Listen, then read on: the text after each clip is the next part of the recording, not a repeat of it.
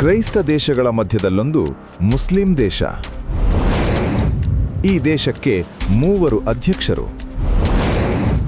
ಜಾತಿಗೊಂದು ಅಧ್ಯಕ್ಷ ಹುದ್ದೆ.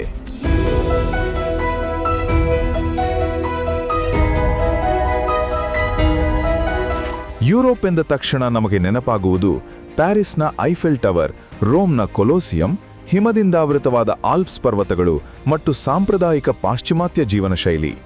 ಆದರೆ ಇದೇ ಕ್ರೈಸ್ತ ದೇಶಗಳ ಮಧ್ಯದಲ್ಲೇ ಮುಸ್ಲಿಂ ಬಹುಸಂಖ್ಯಾತ ದೇಶವೊಂದಿದೆ ಎಂದರೆ ನೀವು ನಂಬುತ್ತೀರಾ? ಅದಕ್ಕಿಂತ ಮುಖ್ಯವಾಗಿ ಆ ದೇಶಕ್ಕೆ 3 ಅಧ್ಯಕ್ಷರಿದ್ದಾರೆ. ಇದನ್ನಂತೂ ನಂಬೋಕೆ ಸಾಧ್ಯ ಇಲ್ಲ. ಇನ್ನೊಂದು ವಿಷಯವಿದೆ. ಈ ದೇಶದಲ್ಲಿ ಒಂದೊಂದು ಜಾತಿಗೆ ಒಬ್ಬೊಬ್ಬರು ಅಧ್ಯಕ್ಷರು. ಆಶ್ಚರ್ಯ ಆಯ್ತಾ? ಈ ಸ್ಟೋರಿ ನೋಡಿ.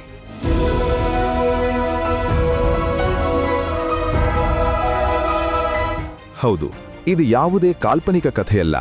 ಈ ಸುಂದರ ಹಾಗೂ ಐತಿಹಾಸಿಕ ದೇಶವೇ ಬೋಸ್ನಿಯಾ ಮತ್ತು ಹರ್ಜೆಗೋವಿನಾ. ಇಲ್ಲಿಯ ಬೀದಿಗಳಲ್ಲಿ ನಡೆದರೆ ಒಂದೆಡೆ ಮಸೀದಿಯಿಂದ ಅಜಾನ್ ಧ್ವನಿ ಕೇಳಿಸಿದರೆ ಕೆಲವೇ ಹೆಜ್ಜೆಗಳ ಅಂತರದಲ್ಲಿ ಪಾಶ್ಚಿಮಾತ್ಯ ಸಂಸ್ಕೃತಿಯ ಝಲಕ್ ಕಾಣಸಿಗುತ್ತದೆ. ಬೋಸ್ನಿಯಾದಲ್ಲಿ ಇಸ್ಲಾಂ ಬೆಳೆದದ್ದು ಹೇಗೆ? ಬೋಸ್ನಿಯಾ ಮತ್ತು ಹರ್ಜೆಗೋವಿನಾ ಎಂಬುದು 2 ಬೇರೆ ಬೇರೆ ದೇಶಗಳಲ್ಲ, ಒಂದೇ ದೇಶದ 2 ಪ್ರದೇಶಗಳು.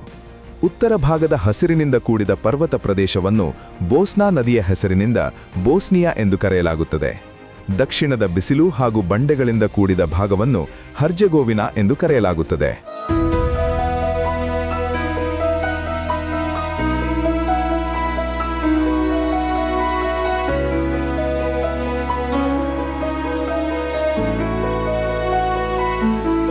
ಹದಿನೈದನೇ ಶತಮಾನದಲ್ಲಿ ಒಟ್ಟೋಮಾನ್ ಸಾಮ್ರಾಜ್ಯ ಈ ಪ್ರದೇಶವನ್ನು ವಶಪಡಿಸಿಕೊಂಡಿತು.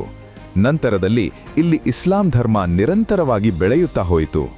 1992ರಲ್ಲಿ ಯುಗೋಸ್ಲಾವಿಯಾದಿಂದ ಬೇರ್ಪಟ್ಟು ಈ ದೇಶವು ಸ್ವತಂತ್ರ ರಾಷ್ಟ್ರವಾಗಿ ಹೊರಹೊಮ್ಮಿತು. ಜಾತಿಗೊಂದು ಅಧ್ಯಕ್ಷ ಹುದ್ದೆ. ಈ ದೇಶದ ಜನಸಂಖ್ಯೆಯಲ್ಲಿ ಸುಮಾರು 51% ಜನರು ಮುಸ್ಲಿಂ ಬೋಸ್ನಿಯಾಕರು, ಈಸ್ಟರ್ನ್ ಆರ್ಥೋಡಾಕ್ಸ್ ಕ್ರಿಶ್ಚಿಯನ್ ಸುಮಾರು 31%, ಮತ್ತೆ ಕ್ಯಾಥಲಿಕ್ ಕ್ರಿಶ್ಚಿಯನರು ಸುಮಾರು 15%. ಇಲ್ಲಿಯ ರಾಜಧಾನಿ ಸಾರ್ಜೆವೋ ನಗರವನ್ನು ಯುರೋಪ್ನ ಜೆರುಸಲೆಂ ಎಂದು ಕರೆಯಲಾಗುತ್ತದೆ. ಇಲ್ಲಿಯ ಮುಖ್ಯ ಬೀದಿಯಲ್ಲಿ ಮೀಟಿಂಗ್ ಆಫ್ ಕಲ್ಚರ್ಸ್ ಎಂಬ ರೇಖೆ ಇದೆ. ಅದರ ಒಂದು ಭಾಗದಲ್ಲಿ ಒಟ್ಟೋಮಾನ್ ಶೈಲಿ ಹಾಗೂ ಇನ್ನೊಂದು ಭಾಗದಲ್ಲಿ ಆಸ್ಟ್ರೋ ಹಂಗೇರಿಯನ್ ಶೈಲಿಯ ಕಟ್ಟಡಗಳನ್ನು ಕಾಣಬಹುದು.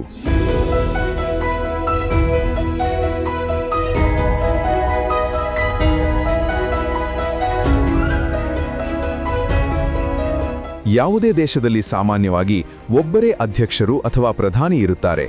ಆದರೆ ಶಾಂತಿ ಕಾಪಾಡುವ ಉದ್ದೇಶದಿಂದ ಬೋಸ್ನಿಯಾದಲ್ಲಿ ಮುಸ್ಲಿಂ, ಆರ್ಥೋಡಾಕ್ಸ್ ಹಾಗೂ ಕ್ಯಾಥಲಿಕ್ ಸಮುದಾಯಗಳಿಂದ ತಲಾ ಒಬ್ಬರುರಂತೆ 3 ಅಧ್ಯಕ್ಷರು ಆಡಳಿತ ನಡೆಸುತ್ತಾರೆ.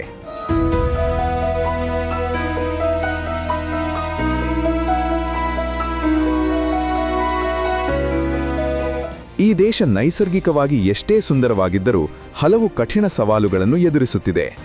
3 ಅಧ್ಯಕ್ಷರಿರುವ ಕಾರಣ ಯಾವುದೇ ನಿರ್ಧಾರ ಕೈಗೊಳ್ಳಲು ವಿಳಂಬವಾಗುತ್ತದೆ ಹಾಗೂ ಭ್ರಷ್ಟಾಚಾರಕ್ಕೆ ಕಡಿವಾಣ ಇಲ್ಲವಾಗಿದೆ. ಯುವಕರಲ್ಲಿ ನಿರುದ್ಯೋಗ ಪ್ರಮಾಣ ಹೆಚ್ಚಾಗಿದೆ. ವಿದ್ಯಾವಂತ ಯುವಕರು ಜರ್ಮನಿ, ಆಸ್ಟ್ರೇಲಿಯಾದಂತಹ ಇತರ ದೇಶಗಳಿಗೆ ವಲಸೆ ಹೋಗುತ್ತಿದ್ದಾರೆ. ಕೋಮು ಸೌಹಾರ್ದತೆ ಈ ದೇಶದ ಹೆಮ್ಮೆ. ಎಲ್ಲಾ ಜಾತಿಗಳಿಗೂ ಪ್ರಾಮುಖ್ಯತೆಯೂ ಇದೆ. ಆಡಳಿತ ನಡೆಸಲು 3 ಅಧ್ಯಕ್ಷರಿದ್ದಾರೆ. ಆದರೂ ಭ್ರಷ್ಟಾಚಾರದಿಂದಾಗಿ ಈ ದೇಶದ ಜನ ತೀವ್ರ ಸಂಕಷ್ಟ ಎದುರಿಸಬೇಕಾಗಿದೆ.